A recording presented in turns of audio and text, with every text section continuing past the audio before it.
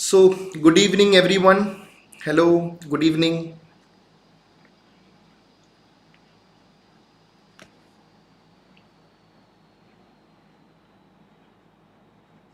So, let others also join in.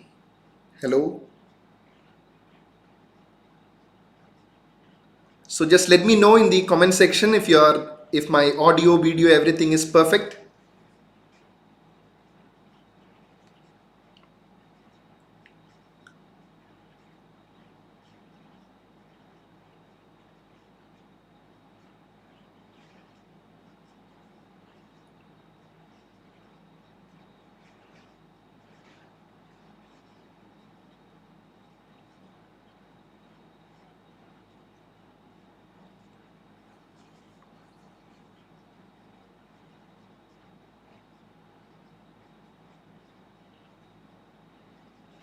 So, just waiting for others also to join in.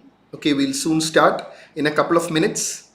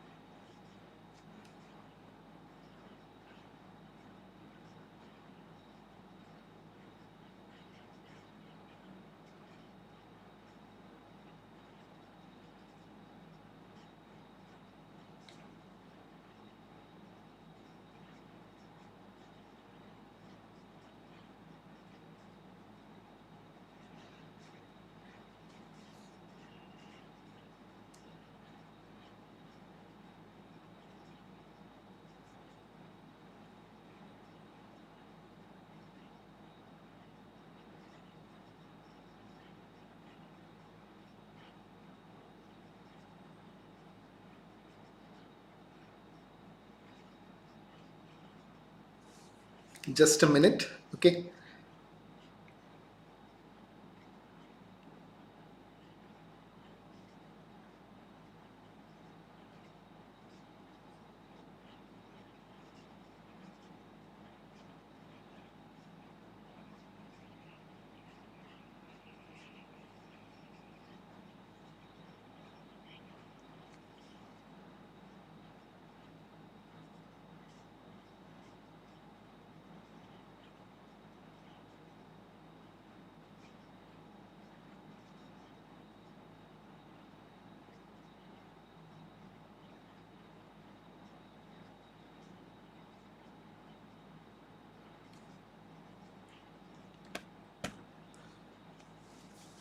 Okay, so we'll begin. All right, so good evening, everyone. So this session is a last minute tips and tricks for NEET PG 2021. So we are just about 10 days away from the main exam on April 18th. And I'm sure that you are excited, more than you are tensed. I hope you are excited because you have been preparing for this. And this is the exam you want to crack to get your dream PG seat. Okay. So the session will be on the last minute tips and tricks. And let me tell you one thing, this is not going to be any teaching session. Okay. It's not a teaching session, because I'm sure that you are well prepared, you have put in your best effort. So what I'll be telling you is, as a teacher, as a senior, on what all you should do in the remaining few days leading to the exam, as well as on the exam day. Okay, all right. So NEET PG 2021 last minute tips and tricks. So see, it's your preparation is almost done. Okay, you have gone through your classes, you have prepared notes, you have done your questions, whatever was possible from your side, you have done your best. So now it's the time for the actual test. Okay, all right. So what is going to be discussed in today's session? I have just two objectives, and yes, the objective is not to teach you medicine, but two objectives. Number one is the last minute preparation, the do's and don'ts in the last week. Okay, and also on the day of examination, what are the do's and don'ts. So we will start off with the last week of preparation, maybe just over a week. You have almost 10 days. So we'll start off with that. Okay, all right. Now I'll tell you my last 10-day strategy for you. Okay, so I'll first say the do's and then we'll go to the don'ts. Okay, now in these last 10 days leading to the exam, it is very important that you build your confidence. The next 10 days should be to build your confidence and not, thinking over all these insecurities and negative things. The proper planning is very simple for the next 10 days. Keep it simple. You have done your best. Just revise. Okay. Number one, the last week's strategy, many students ask me, sir, what should I read? I have all subjects going through my head. So what subject? So when I go to learn a particular topic in OBG, I feel, should I learn surgery? So what topics, what subject, I'm totally confused what to learn. Let me tell you one thing. The remaining 10 days, it's always better that you go through your handwritten notes. I'm sure that you have attended your classes and you have made your notes. So it will always be good if you go through your own handwritten notes. Now, why do I say this? Because I told you your prime objective in the next 10 days is to build up confidence. And if you want to build up confidence, just go through the notes that you have written, because you have done your best. Okay, you go through the notes that you have written, and I'm sure that at places there will be points that, okay, you are likely to forget. You have marked that as a question, or there may be some staging of a ovarian cancer that you might have forgotten, or maybe some classification system in surgery with respect to your wounds or burns, whatever it is that you are likely to forget. So go through your handwritten class notes. Very, very important. Okay, that is number one. Number two, at least, a good percentage of you would have made small notes, at least, a small chit notes on the things that you're likely to forget, which are your own last minute revision notes. So again, you can go through these last minute revision notes again as a part of confidence building, because I told you, remember, the next 10 days are not to gather massive information. It's just to put everything in order. Okay, be in a systematic way and put everything in order. So you can go through your last minute revision notes, which are handwritten. Okay, And then you can go through topics that you tend to forget. Personally, when I was preparing for my exams long back, I was always confused about these staging systems, classification systems. So I always wrote that in a notebook. And before the exam, 1 week before the exam, I used to go through these notes. Okay. So you go through the topics, that you're more likely to forget. Okay. And then go through a quick revision of the recent grant test that you have done, because I'm sure that once this pattern change has happened, you might have written many exams in the 200 multiple choice question format, and the recent exams that you did, just revise them also. What do I mean by that? See, when you just revise your notes, there is a chance that you might actually develop a sense of apprehension whether you're not going through the questions. Should I go through the questions? So always I would say that just go through the recent GTs, because the recent GTs that you have written are of the recent pattern. Okay, the 200 question pattern. So why not just have a look through them? Maybe you would have made some silly mistakes. You would have got many questions right. So just flip through them, the recent grant test that you have done. I will never advise you that, you try and attempt, so many grant tests in the coming 10 days. Maybe you can attempt one or two grant tests, but not one every day, because you do not want, to get exposed to too many new questions. Okay, because I told you, build confidence. Build confidence. You have learned it. Okay, just build confidence in the next 10 days. Okay, all right. And remember, no afternoon naps. Okay, why have I specifically said no afternoon naps? Because your NEET PG exam is in the post-lunch session, and it is from 2 to 5:30 p.m., which means it is not the greatest of time where you can give an exam. So from now on till your exam day, do not take afternoon nap.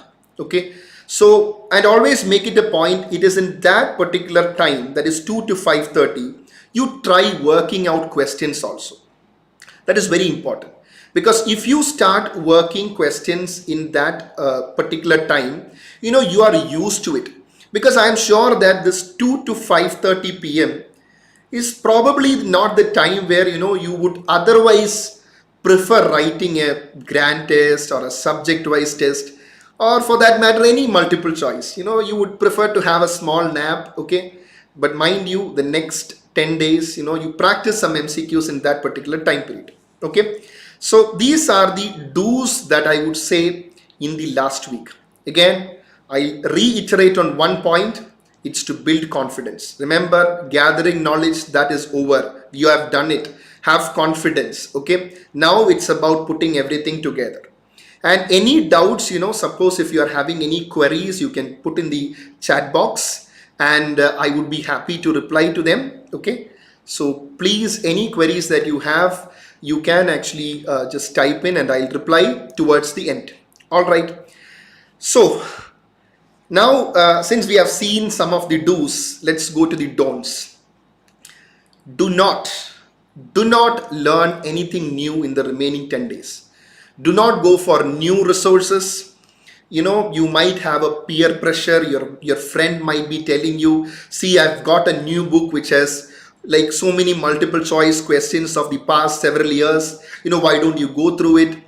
Do not fall in this trap. Do not go for anything new. It's just about confidence building in the next 10 days. Okay, nothing new, no new books. Okay, just stick to what you have and revise. Okay, now another thing, as you can see in the picture, somebody is looking at multiple textbooks, right?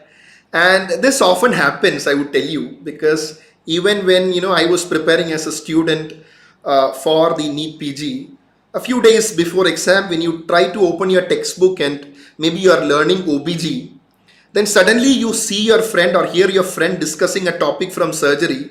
You suddenly get a feeling, I think I do not know this topic. So should I stop this OBG and then go back and look at my surgery book? Or somebody else is talking of medicine. So in the end, sometimes what happens is that you keep multiple books in front of you, at least, to convince yourself that, you are looking at multiple subjects at a time, but do not do this. There is no need to do anything like this. Nothing like this is required. Okay. So just stay calm, just stay relaxed, one topic at a time. Your handwritten notes, that is your motto. Just flip through the pages, just revise, recent grand tests, just go through that, because I'm sure that the recent GTs that you have done will have enough and more image based questions and everything that you have. So just swipe through that. So do not go for multiple books at a time. It will put unnecessary pressure. Okay, unnecessary pressure. Okay, so that usually happens. Okay, it is quite normal. See, even when I give this lecture to you, telling on the last minute tips and tricks, let me tell you one thing. Even before my exam also, I had my own share of apprehensions. Okay, so please understand, a bit of apprehension is normal. It's okay, it's perfect. Everybody would have that. A person who's writing the exam, and suppose even if he is the one who's going to get rank 1, he might also have butterflies in his stomach right now. But just stay relaxed. Okay, just focus on one thing at a time and try to build confidence. Okay, and the next don't is that do not have negative feelings. Do not have negative feelings. Suppose there might be a scenario where you're learning and you become too much frustrated because you're thinking of 19 subjects at a time. See, 19 subjects. Okay, so when you're thinking of multiple subjects at a time, there's a chance that you might feel frustrated, anxiety, apprehension. A bit of everything is normal, but don't let this get over your head. Okay, so do not get the feeling that you have not done well, I won't get this. Don't demotivate yourself. Very important. Do not demotivate yourself, because see, when you are almost near the exam, you have tried your best. Do not compare with anyone else, but just ask yourself, have I done my best without regrets? And if your answer is yes, that is enough. That is enough. Okay, so just go forward with a positive frame of mind. Never demotivate yourself, because I told you, you build confidence. And if you think negative by yourself, you are you're yourself putting your legs down. So please stay motivated, stay positive. Okay, so don't think of all these negative things. Whatever, let others say whatever they want, but for you, just motivate yourself. Okay, now the next don't do is talking to people. I told you the previous slide, I told you you should not demotivate yourself. Next is, do not talk too much to people who say negative things, because sometimes you might actually just call your friend who always says negative things and just discuss about the exam. So the friend also might be telling I won't get, I think you also are not that well prepared, shall we try another time, should we repeat it again? So all these negative conversations should be avoided. If possible, just restrict your conversations to your family, close family members who give you that positive energy. Do not spend too much time over the phone. Okay, no magic is going to happen from your friends, unless it is your dear friend and that friend wants you to do well. And in that case, okay, just have a small chat with him, but otherwise, just restrict yourself to positive environment. Do not talk to negative people at this point of time. All right. And are you worried about this unfinished syllabus? Well, let me tell you, anybody who's preparing, okay, out of all these, almost 1.8 lakh candidates who have applied for the exam, do you think a single person would be able to say that I have done with my syllabus? See, this is not your KGs or first standard or second standard where you can confidently say, okay, I've done with my topics.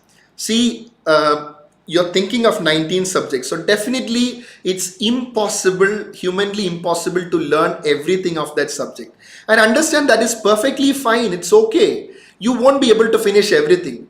You just see, I have done my MD medicine, And when I did MD medicine, I just for 3 years, I was focusing on medicine. And even when I was writing my MD medicine final paper, even then, I cannot confidently say that I know A to Z of medicine. I don't think I know even, the actual half of it. Okay. So do not actually overburden yourself with the thought that I should know each and everything.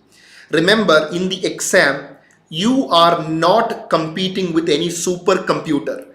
You are competing with your friends. Okay, you're competing with your friends, who have, just like, you, the same brain, the same thought process and almost same level of intelligence. So just because you have left a few portions out, just leave it. Now, if you ask me, sir, I have left this topic from surgery. What if a question happens from that or is asked from that topic?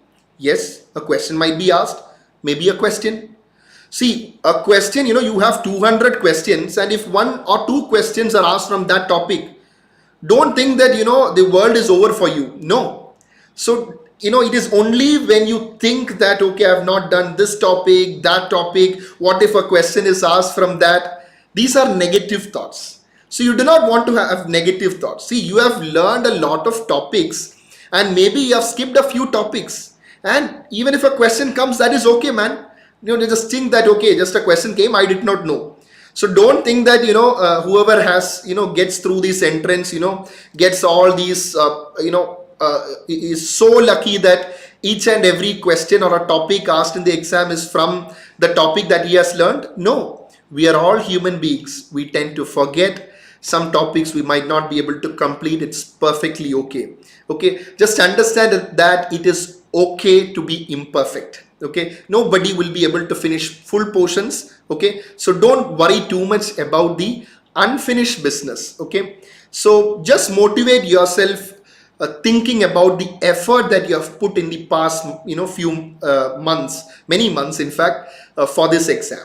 Okay, so, and your body language for the remaining days is important. I would say that because at least some of you during the days, would have a feeling, like there is something in your head, you're thinking of too many things. But be kind to yourself, be kind to yourself. That is what I would say. Just stay happy and be proud of the effort that you have put in. See, the result that comes for the exam is not entirely in your hands. Okay, but the effort that you have put, is your own credit. You have put the effort and you appreciate yourself for the effort that you have put for the last several months. Okay, only then, you would actually stay happy. Always try to maintain a smile. Don't be worried too much, and your body language in the next 10 days should be like, okay, I've done my best. Okay, this is the best that I've done. Let me see. Okay, let me see. I am hopeful that, I will get a good rank. So I'm going to do my best. Okay, so that is what you have got to think, and stay happy and be proud of the effort that you have put in. And very important, be your own support system. Now, what do I mean by this? See, let me tell you one thing. See, in the remaining 10 days, I'm sure that, apart from watching this video, you might have seen other videos also of teachers telling you what to do in these, final days of exam. But let me tell you one thing. Yes, you can ask your teachers for motivation. If you are having your stress, you please share with others. It's okay. But always remember, you are your own support system. Okay, so you cannot expect magic in the 10 days, somebody to motivate you, and in the exam hall also, when you go to the exam hall, sit in front of the computer, you won't have somebody sitting beside you and, cheering you for all the correct answers or, telling you that this answer has gone wrong. You should be your own support system. Okay, so that is why I say feel proud of yourself, stay happy, stay positive. That is very, very important. I would tell you that alone would make a difference, and I'm stressing on that point here, that alone would make a difference. Okay, so be your own support system, and just you can take the help of your parents as well, and maybe some teacher you like. Just just write to that teacher, just asking any other things that I should be careful of. It is okay to ask for any support, okay? Because if you are having too much of pressure, okay, suppose in spite of all this you are having too much of pressure, just feel free to ask for help. It's okay to ask for help. Don't think that what the other person will think of me if I say that I'm not able to handle pressure too much. It's okay, man. Every time it happens that sometimes the situation gets bigger. So if you talk to somebody who speaks positive, I'm sure that you would gain momentum and positive energy from that. Okay, all right. So the negativity, that I told you that yes, in these last 10 days there might be a bit of apprehension, everything will be there, but don't get this negativity get on your head, okay? Because this should not affect your studies. Because I have seen some students, the last 10 days or so for the exam, they're so much confused on what to learn. So the moment they take the OBG textbook, they feel they want to study some other subject like pediatrics. So then they open the pediatrics textbook, they learn some other subject. So in the end, what happens is that effectively they are not learning anything. Okay, so mind you, each day from now, focus on one thing at a time and don't get distracted by things going around you. Okay, just focus on you and your book, what you are learning, what you are revising, and motivate yourself. Okay, all right. Now, that is my take on the week that is coming, 10 days. What you should do. I'm not telling you anything that with regards to preparation, because I'm sure that you have done your best. What more should I say? You have done your best. And the night before the exam, let me tell you one thing. First of all, the day before the exam, okay, it is just an exam, okay, that is going to happen next day. It is not going to be a war, because I've seen some people say this is a war or something. See, it's just an exam. You have prepared for the exam. If you think it is so much of a war, you're putting unnecessary pressure on yourself. Okay, so the day before, just stay relaxed and just walk. Okay, and this is the same thing which I also did. And so I used to just walk and just ask myself, okay, what is likely to be the question pattern? Okay, this many questions might be there from this particular topic. Okay, so I'm okay with this topic, and even if one tough question comes from that topic that I have not learned, I'll just leave it. Just talk to yourself, okay? Because remember, who is there beside you for your actual exam? You yourself, okay? You cannot ask your friend for help. Somebody who's sitting in the next computer, you cannot ask for help. So be your own support system. Talk to yourself. You would find that you are your own best friend. Okay, you will never get another best friend like you.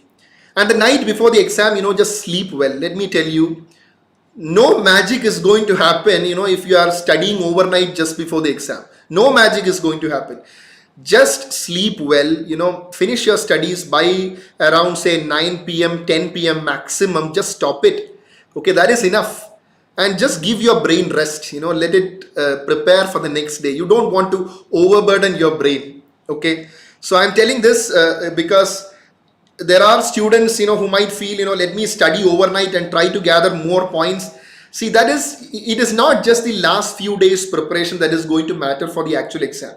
Take that from me, because many students might get a feeling, see, in these last 10 days, maybe 2 days you are having some upper respiratory infection and some headache, and you're not able to learn for 2 days. So some students might get a feeling, okay, have I missed out, last 10 days, this happened to me. See, it's just an upper respiratory infection which happened for 2 days.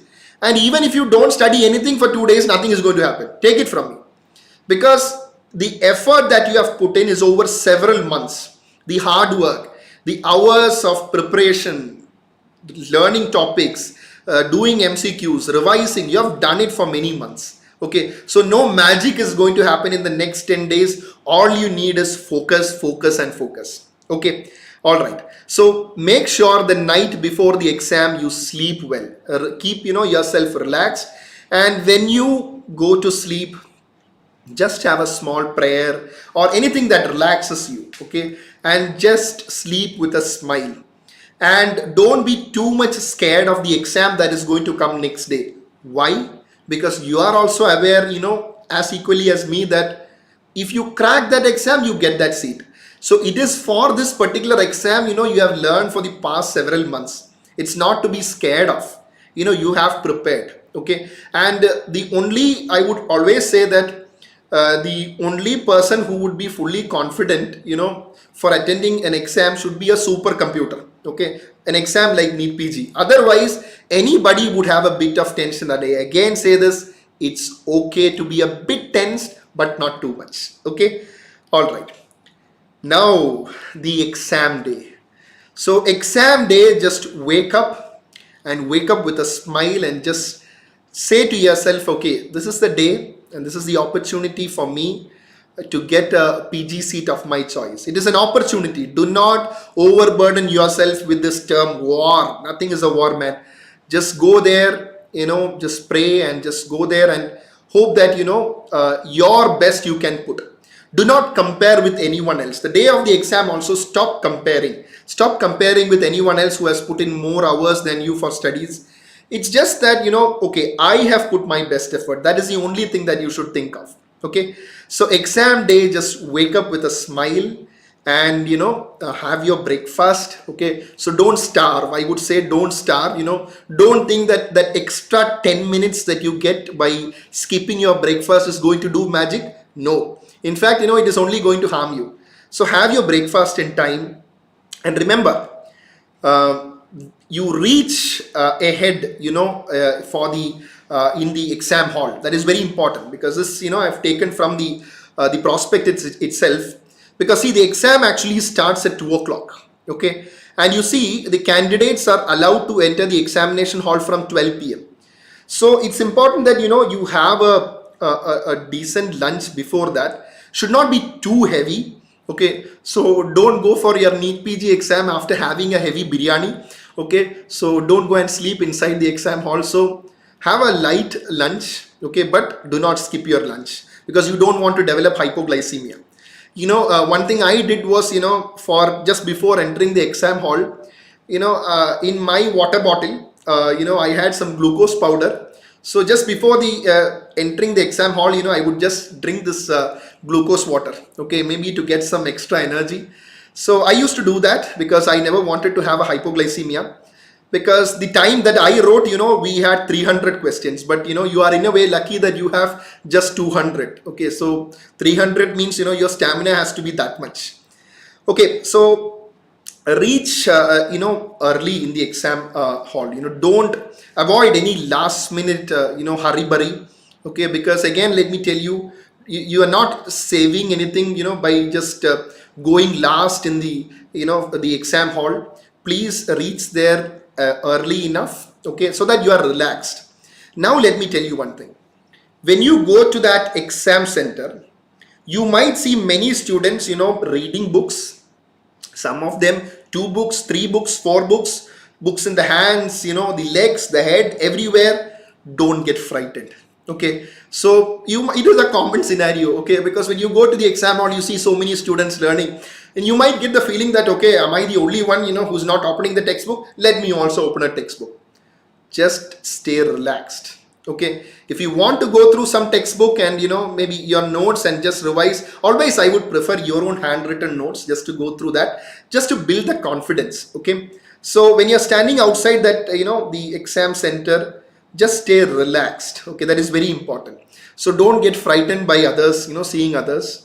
Okay, probably they may be the ones who are opening the textbook for the first time, outside the exam hall. So that is also a possibility, so you can console yourself, by thinking like that. Okay, so always stay relaxed. And coming to the actual exam, suppose you have entered the hall, you're having that thought, 200 questions. Nobody in India exactly knows, except for the question setter, what exactly is going to come. Which means, just like you have the uncertainty on the question paper, so does everyone. But we have certain ideas, okay, what the pattern is likely to be. Okay, because see, uncertainties ever since, we had this All India exam, or then came the NEET PG, every time there would be some uncertainties. Okay, because previously it was a pen and paper type of exam. Then it changed to the computer based exam. Then, at that time, every question was factual. Then we started having image-based questions, long questions. So every time there has been a change. So don't think that your batch, is very unlucky. See, I'll tell you, everyone has this uncertainty. So do not worry about it too much. Okay, that uncertainty is there for everyone, but I'm sure that your teachers would have guided you on what is the likely exam pattern. Now, let's have a look at the exam pattern. I'm sure that you know it much better than I do. 200 questions, 3 hours, 30 minutes from 2 p.m. to 5:30 p.m., which means you have like just over a minute. Okay, just take it as 1 minute for a question. So what does this change of pattern mean from a 300 question paper to a 200 question paper? See, it means that you're likely to get longer questions. It is likely that you get longer questions. And I would say that you should be happy about it. Because see, in 3 hours, 30 minutes, answering 300 questions, especially if the questions are long, is very tough. Okay. So at least you have a confidence that, okay, it is 200. And also, to answer 300 questions, I'll tell you, you get hypoglycemia after say 250 questions. Okay, a bit of hypoglycemia. So it is good that there are 200 questions. Okay, and correct answer 4 marks, negative 1. Okay, so unattempted question 0, and you can mark the questions for review. And keep in your mind, if you mark the questions for review, okay, which is basically for you to see it later, and suppose you have not marked it, you go through this line that candidates may note that these questions which have been marked for review shall be evaluated as per the marking scheme. That is, even if you have not committed to the answer as per the prospectus, you will that answer will be taken as suppose you have committed, you have marked the question for review, and finally you have not committed to that answer. It's okay, that will be counted. So don't have any apprehensions about that. Okay, now coming to the actual question paper, the first one, I have just highlighted a bit more, the long stem clinical questions. Yes, you're likely to get clinical vignettes for your exam, and you will get long stem questions. Are you scared about it? I would say you should not be. See, let me tell you one thing. Whatever be the way in which the question is framed, okay, suppose if you have a clinical question on hypertrophic cardiomyopathy, if you ask a factual question on hypertrophic cardiomyopathy, or if you somehow frame a long stem clinical question from the topic, the basic understanding of the topic is same. If you know the topic well, that's enough. That is more than enough. So don't get scared about long stem clinical questions.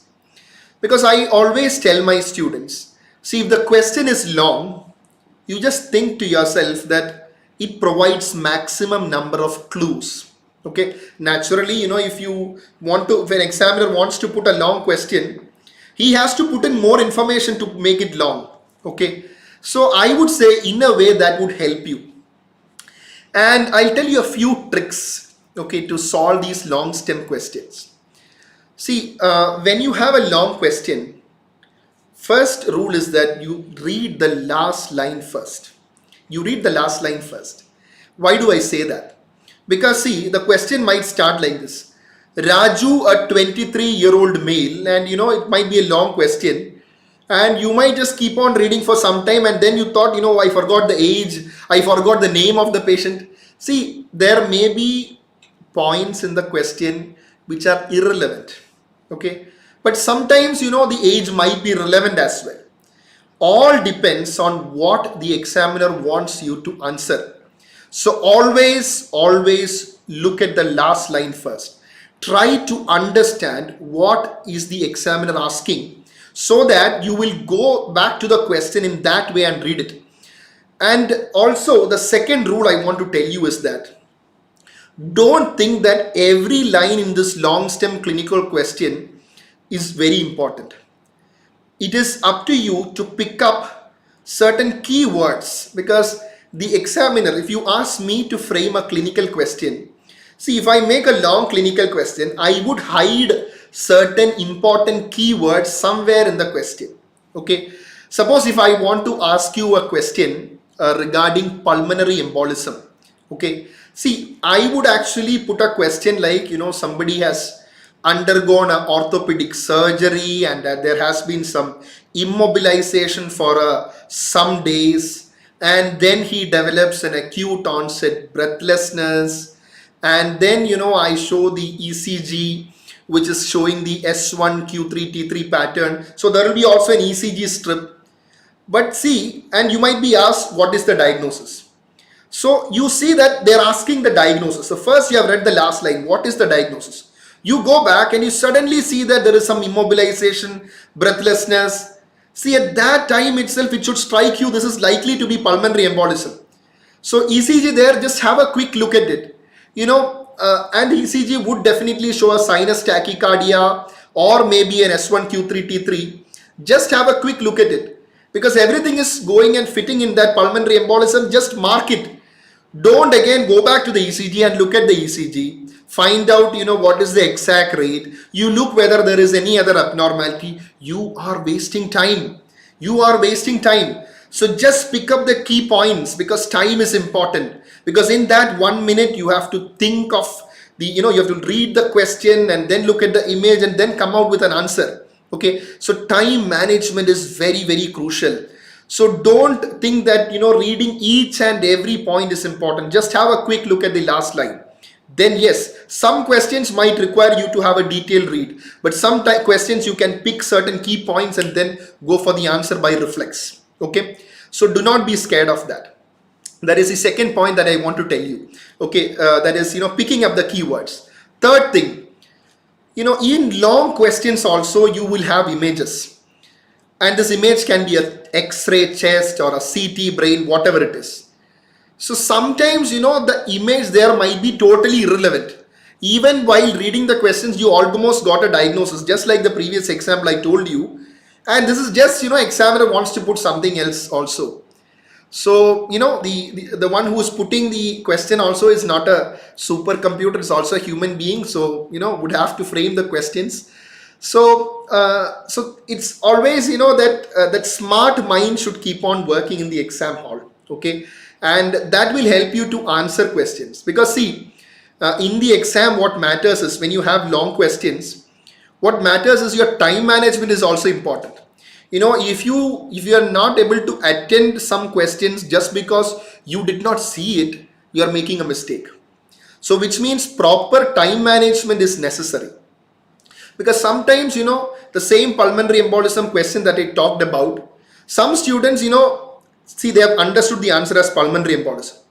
Now what they would do is that they want to again doubly confirm it. Then they read the whole question again, and then they look at the ECG again. Almost 3-4 minutes will go. So remember, if you get a full toss, I would say a full toss, in a cricket match, because if you have a simple question, you stay focused, do not make careless mistake, but answer quickly, because in that way you will save time for the next question as well. Okay, because time is also very, very important, and saving time will actually help you a lot in the exam. Okay, now any particular strategy for the image questions? That is the second point that I have written there. See, I'll tell you, you are adequately prepared. I'm sure that, ever since you knew this pattern change is there, you have prepared well. So last 10 days, don't go for any magic. Just, whatever images you have prepared, just go through that. Okay. And will you get video questions or GIF based questions? There is a possibility, okay, that you might get a few questions, maybe 3 or 4. So expect that.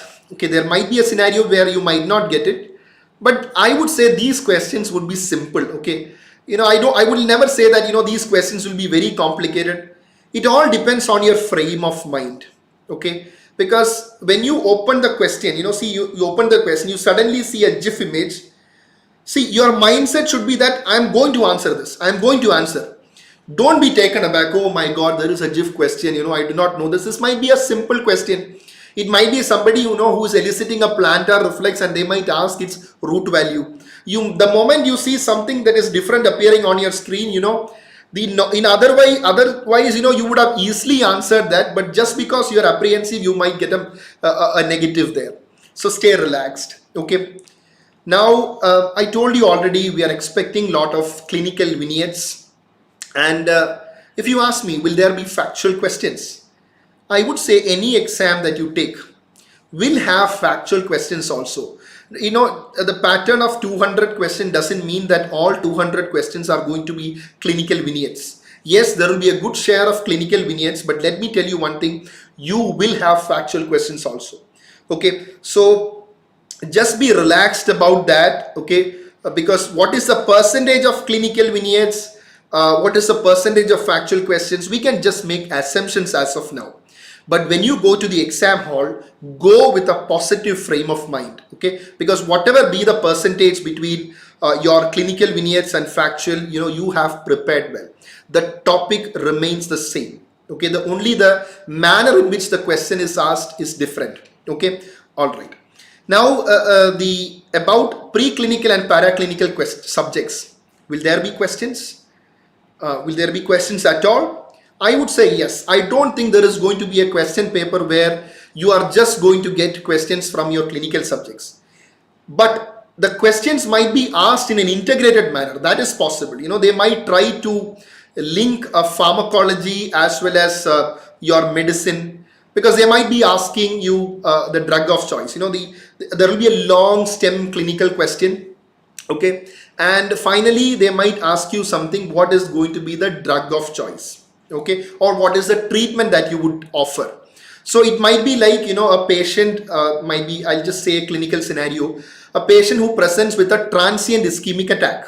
Okay, and the patient has arrived, and then, the clinical scenario might be long. They might tell you that a 64-year-old male, diabetic, hypertensive, presents with an acute onset weakness of right upper limb and lower limb and a facial deviation to the left, and in about 30 minutes, 30, the patient regains full power spontaneously. Patient reaches your emergency and you are the emergency medical officer.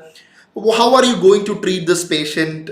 So see, any case of TIA, you know that you are going to give this patient dual antiplatelets for 21 days and then single antiplatelet. So the question might be, what is the treatment? But I always remember, when such a question is asked, read the last line. What are they asking? Are they asking the diagnosis? Are they asking the drug of choice? Are they asking what is the next best step? Or are they asking which of the following statements is false? What are they asking? Now keep in mind that. So you will get questions from your in an integrated manner, because you might get a clinical question of somebody, rather than asking a question on, say, from anatomy, rather than asking a question on median nerve, they might ask you a question on carpal tunnel syndrome. Okay, the question might be on CTS, carpal tunnel syndrome. A patient is having some paresthesias and in the median nerve distribution, and they might even show an image of the sensory pattern of affection where he's developing these sensory symptoms, and they might ask you, what is the nerve involved.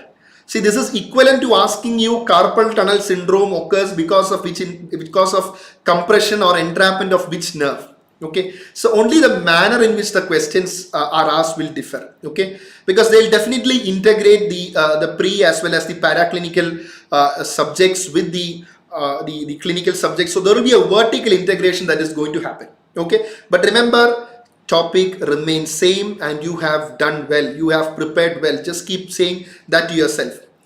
Now, what is the subject-wise distribution? Let me tell you one thing. The just by seeing that they have not put the subject-wise distribution is again a pointer that they are going to put vertically integrated question, because the question, if it is regarding a drug of choice in that particular condition, see that you can say that this is a question of pharmacology. You can also say that this is a question on medicine or surgery. So it is difficult to put a subject-wise percentage for such an exam. So that again is an indicator that you will get clinically integrated questions, vertically integrated questions. Okay, all right. Now, when you are solving the question. I hope everyone is listening to me. Okay, now because all these what I'm saying, I'm not just saying from the perspective of a faculty, because I am also somebody who has gone through this stage, and I'll tell you frankly, I have also had my own share of apprehensions. And but I have secured a good rank, which means even if you are a bit apprehensive of what is going to come, it's perfectly fine. Okay, the only thing is that the apprehension should not be too much. Okay, now when you are writing the questions, okay, now see, you are in front of the computer screen, you have started seeing the questions. Mind you, in the first 30 minutes, 20 to 30 minutes of the exam, when you start, see, when you're in front of the computer screen and just before seeing the first question, you will have that uncertainty. What pattern is awaiting? What pattern is going to come? It's the same for everyone. But once the question comes on the screen and it has been say around 15 to 20 minutes or maybe around 30 minutes. So now you get a full picture of the exam. Like, okay, no, this is how it is going. Clinical questions, maybe some factual questions, some images, a few GIFs. So you get a feeling. And then the remaining part is a lot easier. But the thing is that the first 30 minutes are equally important. Sometimes what happens is that just because you are too apprehensive of the pattern, the initial 30 minutes you might make simple mistakes, silly mistakes. Okay, because once you understand the pattern, I'm sure that you would be able to answer it confidently. But that initial phase of uncertainty, please make sure that you are focusing. You should have presence of mind. You should not make a mistake. Remember, if it is a first question or the 200th question, the mark remains same, 4 marks. Okay, which means right from the first question, you should have focus. You should have presence of mind. And now that is very, very important.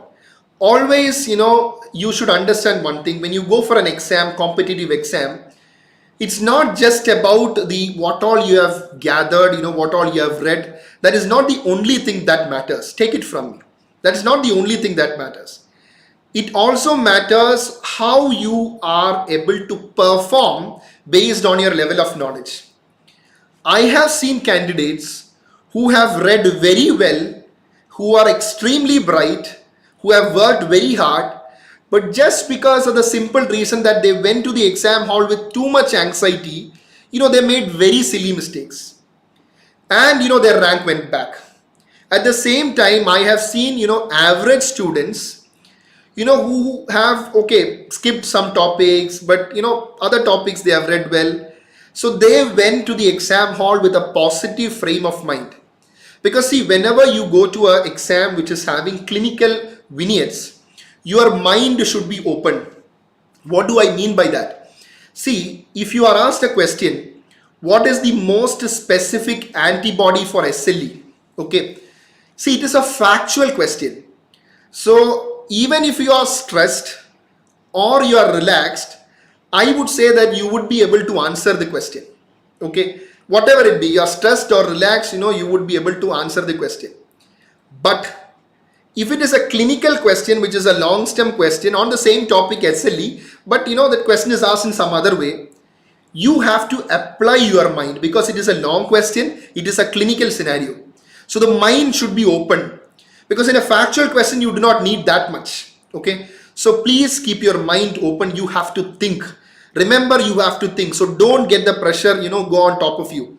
So have good presence of mind. Very, very important. Okay, all right. Now this is one strong advice. In fact, whatever I have said, in this presentation of mine, I would say the single most important factor while you write an exam is going to be one question at a time. When you write an exam, always just focus on the question that comes in front of you. Because what can happen is, see, suppose you saw one question, okay, you do not know that question, or maybe you have forgotten the question. It is something that you have learned, but you are somehow not able to recollect. It's human, it can happen. But once you go to the next question and you read, it's a clinical question, and then in the back of your mind, you are thinking of question number 1 also. Should not happen. Because see, you might get time to come back to the other question later. But when you are focusing on question number 2, only question number 2 should be in your mind. not question number 1 and not the question number 3 which is going to come. Okay, just focus on question number 2. So it's always one question at a time. So when you write the exam, each question you see, just focus and give your full attention to that question, because otherwise, it might be a long question and the final line might be all are true except, and just because you did not focus, you thought that which is a true statement, and to your unluck, the first statement was true and you just picked it as the answer, you lost it. Okay, it was a simple question. So please, focus. It is always one question at a time. Okay, can I guess? See, guessing, I would say that in a competitive exam, multiple choice questions, you should guess. Okay, because it is not possible that every question that you have in your exam are questions that you know of. There will be certain questions where you are able to eliminate one option, you are able to eliminate two options, and sometimes it might be a question where it might be a clinical scenario. What is your next best step? And you think logically this could be a correct answer. Just trust yourself. Okay. If you are able to eliminate at least two options, it is always good that you go for it. Okay. Because if you come out of the exam hall saying that there were around 20 to 30 questions where I was confused between two options and I just left that and came back, I don't think that is a good strategy. See, in that 20 questions, if you got at least 6 or 7 right, it's still again an advantage for you with the marking pattern. Okay, so please, if you are able to eliminate two options, it is, if you are able to make a clinical judgment, go for it. If you are able to eliminate one option, but still, you just see if there is some option that you feel, okay, my gut feeling is that this is right. If you have prepared well, you just go for it. If you have no clue about the question and no clue about the option, I would say just leave it. It's okay that, in a competitive exam, there will be some questions that they put that nobody answers. Okay, even the specialist in the subject won't be able to answer. Will be a few questions, because see, if they put 200 questions and somebody goes on to get 200 correct, has that ever happened in the history of PG medical entrance? It has never, and it will never happen. So there will be questions in which you have no clue of. So you can make calculated guesses. Now if you ask me, how many questions should you attempt? Out of the 200 questions, I would say toppers and those who target good ranks always attend above 185, 190 questions. At least I would say that you should attend above 180. Why do I say that is because it depends on the question paper. Because if the question paper is slightly on the tougher side, you might have to be satisfied with say around 180. But if it is more easier, then you have got to attend more. Okay, so take calculated guesses and calculated risk, but don't go for anything blindly. Okay, and let me tell you one thing, that in the exam hall, do not actually feel that you cannot do it, because sometimes there might be a scenario where continuously 3 questions you don't know, continuously 3 questions or 4 questions you do not know. Sometimes you might get too much apprehensive. My God, 3 questions I've got no clue of. What about the coming questions? See, if a question was too tough for you, it would be the same for everyone.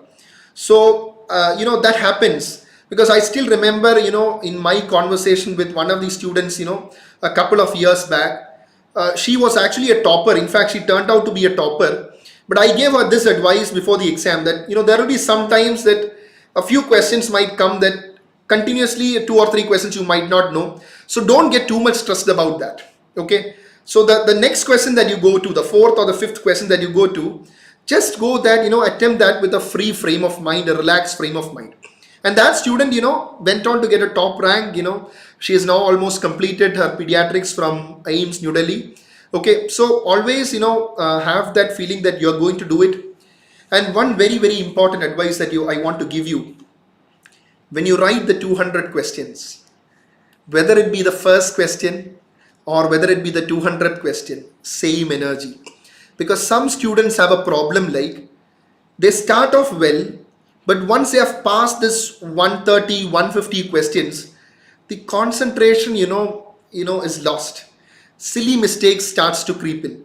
So remember, question number 1 to question number 200, same focus, same application, and that is going to help you. Okay. So, and always a bit of luck helps in the exam, but always remember, luck often happens, with people who work hard. That is a universal law. Okay, you're never going to have somebody, who has not even opened the textbook, and when it goes to the exam hall, he's showered with all the blessings from above and he becomes a topper. That never happens. But you suppose you have worked hard, suppose, if you have dreamed about your PG seat, it's like the universe will conspire and help you. Okay, and I'm sure that you will make your parents proud, yourself proud, and get your dream PG seat. Okay, because tell yourself that I have put my best effort. I have put my best effort. Result, I do not know, but let me try. The exam hall, I'm going to go with a positive frame of mind. Very, very important. And question number 1 to question number 200, I am going to put my best effort. And let me tell you, even in the exam hall, if a couple of silly mistakes happen, that can happen to anyone. It's okay. Remember, you are not a supercomputer, you are a human being.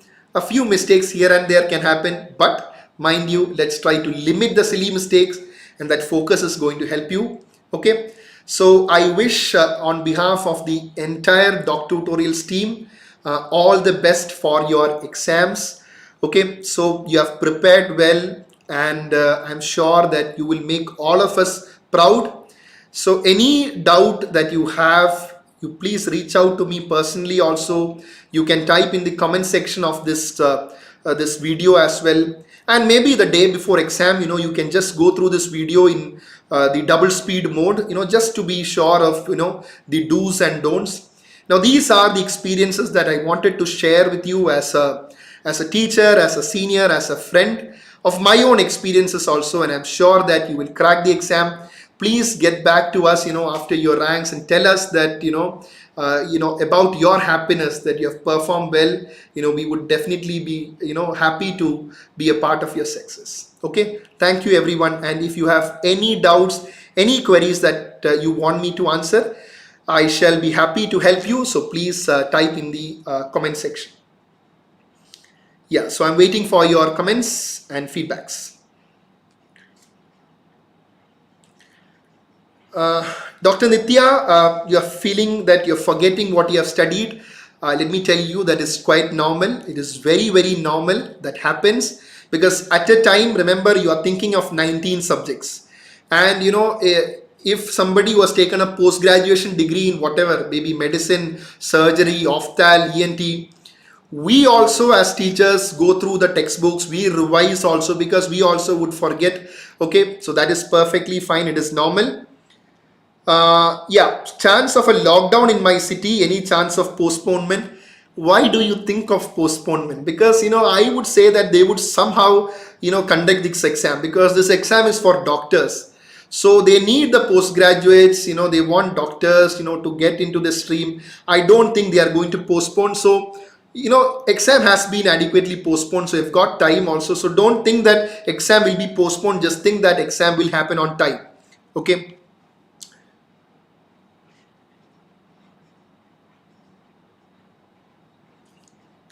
So somebody is just finished the internship. Can I get a rank under 100? Let me tell you one thing.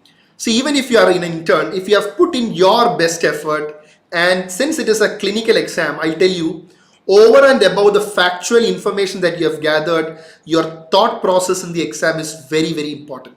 You've got to think. So let your mind free, and then see each question by question. Okay.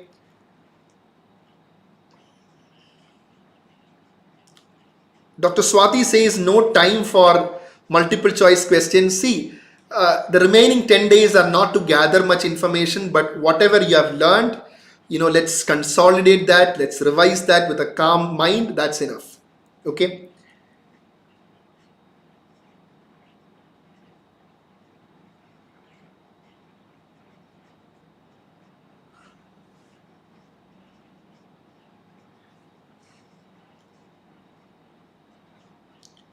Somebody is asking what has to be done while waiting before the computer. Okay, see, I'll tell you what I used to think. The moment before the actual questions came in my screen, I would just think that I'll do my best. That's the only thing. I won't complicate anything. I would just say whatever it is. If it is the toughest paper on earth, or if it is a simple paper or a moderate paper, I am here to do my best. I won't think of any comparisons at that time. I would just think of the question in the screen. That is what I would think of. Dr. Matthew Koshi, regarding subject-wise allocation of questions, I have already mentioned that in my video. There is no subject-wise allocation as of now, and that is just because we are expecting more of integrated clinical questions, so there is no official subject-wise distribution.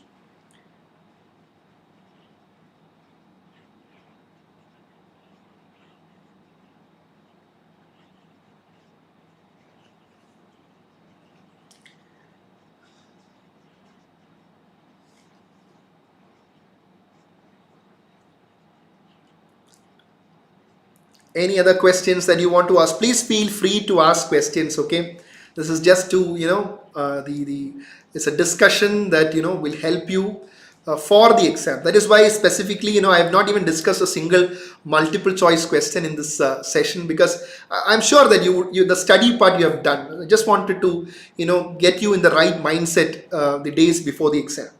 Okay, so anything else you want to ask me? Any last questions? Dr. Suman Barik, nice to see you also. Okay.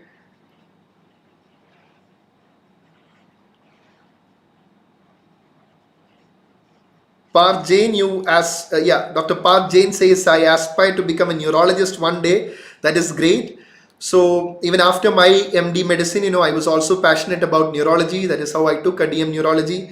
And I'm sure that Parth Jain, with the spirit that you have, you will definitely become a good neurologist. And I hope that, after another 10 years or so, once you become a leading neurologist, I would also have the opportunity to listen to one of your talks also in some conference as well, because life is like that. Okay, it goes a full circle.